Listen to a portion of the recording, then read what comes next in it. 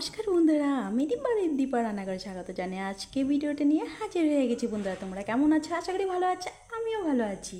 বন্ধুরা সামনেই তো ছট পুজো, তো ছট পুজো স্পেশাল আজকে ঠেকুয়া নিয়ে এসেছি। বন্ধুরা একদম পারফেক্ট পরিমাপ সহ, একদম খাস্তা ও কুরকুরে, একদম দুর্দান্ত স্বাদের এই। না লাগবে সোডা, না লাগবে তোমাদের তোমার ময়দা। তো বন্ধুরা দারুণ স্বাদের এই ঠেকুয়াগুলো দেখো কত সুন্দর হয়েছে। দেখো একদম স্বাদ ছাড়া আমি তৈরি করে নিয়েছি, কিন্তু এই ঠেকুয়াগুলো হাতে তৈরি করে নিয়েছি স্বাদ ছাড়া। কতটা সুন্দর হয়েছে দেখে তো বুঝতে পারছো বন্ধুরা। তো বন্ধুরা চলো ভিডিওটা শুরু করলাম। আজকে ভিডিওটা যদি ভালো লাগলে অবশ্যই কমেন্টে জানিও, লাইক শেয়ার সাবস্ক্রাইব করতে একদম ভুলবে না বন্ধুরা।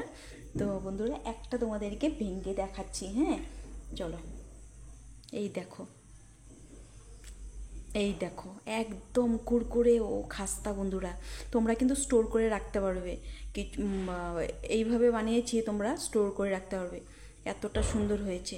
চলো বন্ধুরা শুরু করা যাক আজকে ভিডিওটা।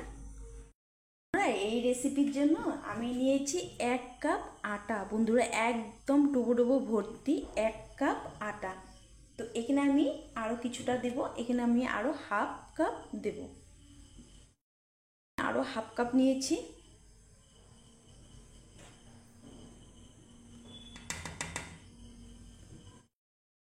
নুন নিয়েছি, কিছুটা ফ্রেশ টুকরো করা নারকেল। তো অবশ্যই তোমরা এখানে কিন্তু গ্রেট করেও দিতে পারো। এখানে আমি কিছুটা এভাবে দিয়েছি।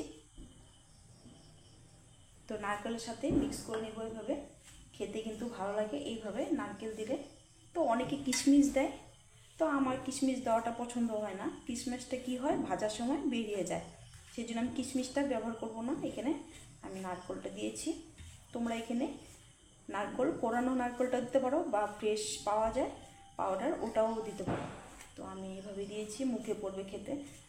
তো এখানে কিন্তু আমার বেশ ময়ামটা সুন্দরভাবে দেওয়া হয়ে গেছে। তো এখন আমি যেটা করব দেখাবো তোমাদেরকে। এটাকে আমি সাইড করে দিব। আর এখানে নিয়েছি আমি গুড়। দেখো এখানে গুড়টা আমি, তোমরা কিন্তু কিছুটা জল দিয়েছি, এখানে আমি দিয়েছি জল। জলটাকে দিয়ে আমি সুন্দর করে একটু চামচ দিয়ে নাড়িয়ে চাড়িয়ে গুড়টাকে গলিয়ে নিব। এখানে কিন্তু আমার ময়াম দেওয়া হয়ে গেছিলো, আমি সাইডে রেখে দিয়েছিলাম। আর এখানে আমার দেখো গুড়টাও কিন্তু গলে গেছে। আর এখানে আমি একটা সিক্রেট জিনিস ব্যবহার করব, তোমাদেরকে দেখাবো। কালারটা খুবই সুন্দর আসে এটা দিলে।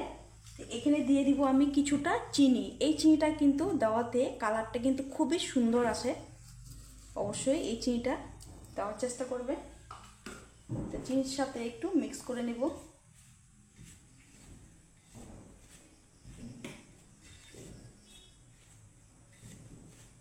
তো চিনির সাথে কিন্তু মিক্স করা হয়ে গেছে। তো এখন আমি করব কি, আমি একটু একটু করে মাখবো। এটা কিন্তু একবারে দেব না, কিন্তু একবারে দিলে নরম হয়ে যাবে। এখানে আমি একটু শক্ত করে ডোটা মাখবো। তো এখানে আমার আর একটু লাগবে,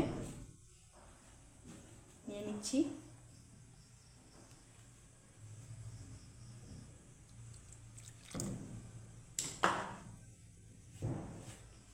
তো লাগলেই আমি দেব, না হয় দিব না কিন্তু। তো এইভাবে একটু হালকা হালকা করে এইভাবে, বেশি চাপবো না, তখন কি হবে, এইভাবে এইভাবে মাখতে হবে কিন্তু। তো আমার আরও লাগবে একটু, তো পুরোটাই লাগবে, কিন্তু আমি একটু একটু করে দিচ্ছি।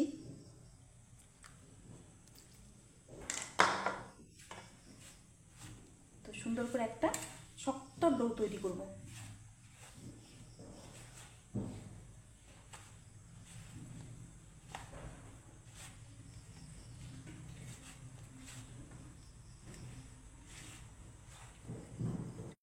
আমি কিছুটা সবুজ মৌরি নিয়েছি, আমি মৌরিটা ঘষে আগেই দিতে লাগছিল, আমি ভুলে গিয়েছিলাম। তো মৌরিটা দিয়ে দিলাম। এখন আমি একটু মেখে নেব সুন্দর করে। এখানে দেখো আমার কতটা শক্ত, এখানে হয়তো বুঝতে পারছো, হাত দিয়ে এইভাবে আমি দেখাচ্ছি। তো চলো, একটা আমি চপার নিয়েছি, চপিং বোর্ড, আর এখানে আমি কিছুটা নিয়ে নেব, হাতে গোল করে নেব, নিয়ে আমি এখানে একটা ডিজাইন করে দেব।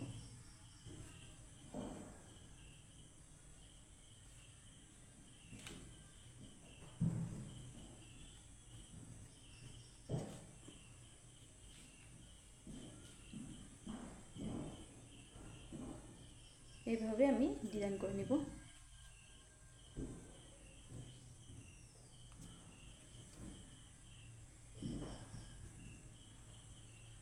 দেখো, এখন আমি একটা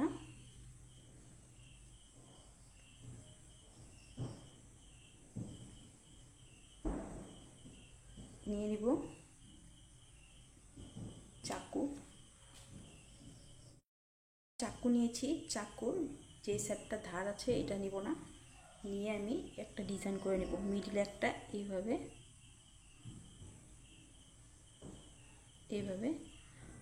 তোমরা এখানে যে কোনো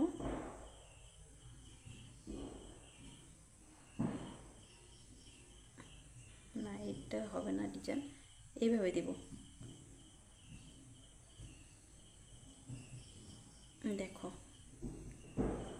খুব সুন্দর কিন্তু ডিজাইন হয়ে যাচ্ছে। দেখো কত সুন্দর হয়েছে, তাই না? তো এইভাবে ডিজাইন করে নিব। এখানে আমি আরেকটু নেব,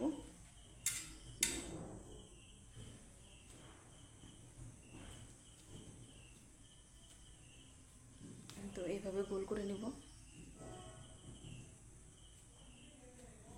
তারপর এভাবে একইভাবে কিছুটা আমি এই ডিজাইন করব, বাকি অন্য ডিজাইন করব। দেখো এইভাবে,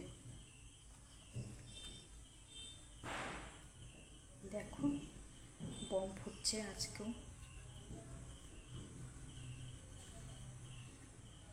একইভাবে এটাকেও ডিজাইন করে নেব। এইভাবে এটাকে আমি একটু গোল করে চ্যাপটা করব। দেখো এইভাবে গোল করে নিয়েছি। এখন আমি একটা নিয়েছি কাঁটা চামচ, তো এইভাবে কাঁটা চামচ দিয়ে দেখো, এটা ডিজাইনটা আলাদা।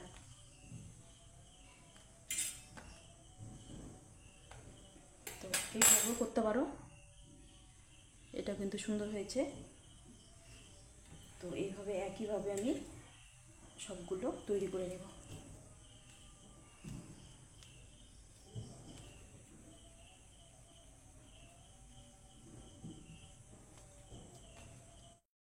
বন্ধুরা, এখানে আমি একটা কড়াই বসিয়ে দিয়েছি আর দিয়েছি সাদা তেল। তোমরা এটা ডালডা যে কোনো ঘিয়েও ভাজতে পারো, কিন্তু আমি এখানে সাদা তেল ব্যবহার করেছি।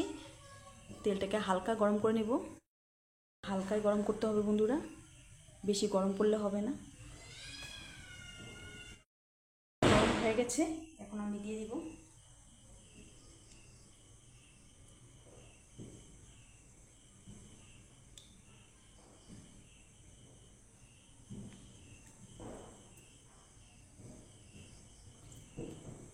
তো এইভাবেই দিতে হবে। তেলটা হালকা গরম হতেই,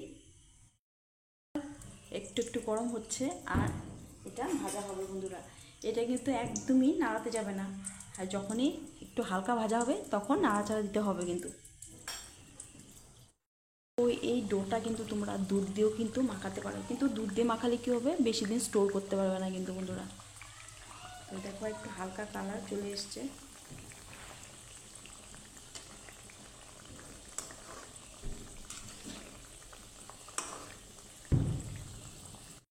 এখানে কিন্তু আমার ভাজা হয়ে গেছে, দেখো কালার সুন্দর চলে এসছে।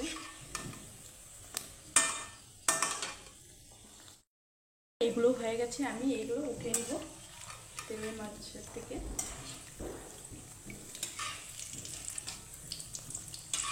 তো আস্তে আস্তে কিন্তু উঠাতে হবে।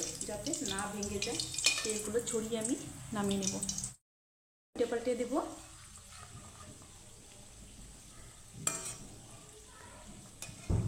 তো বন্ধুরা আমি কিন্তু এই যে একবার করে যে উঠাচ্ছি, আমি কিন্তু গ্যাসের ফ্লেমটাকে অফ করে দিয়ে তেলটাকে একটু ঠান্ডা করে আবার দিচ্ছি। কিন্তু বন্ধুরা এই টিপসগুলো ফলো করবে, তাহলে একদম পারফেক্ট হবে তোমাদের এই ঠেকুয়া। যেমনই খাস্তা তেমনই কুরকুরে বন্ধুরা, একদমই দুর্দান্ত স্বাদের এই ঠেকুয়াগুলো খেতে কিন্তু দারুণ লাগে বন্ধুরা। সবগুলো আমি ঠেকুয়া তৈরি করে নিয়েছি, ছট পূজা স্পেশাল তোমাদের এই ঠেকুয়া নিয়ে চলে এসেছি।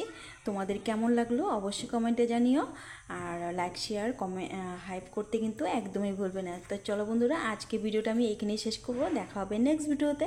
ভালো থেকো, সুস্থ থেকো, সবাইকে ভালো রেখো। তো ছট পূজা শুভেচ্ছা সবাইকে জানালাম। তো টাটা।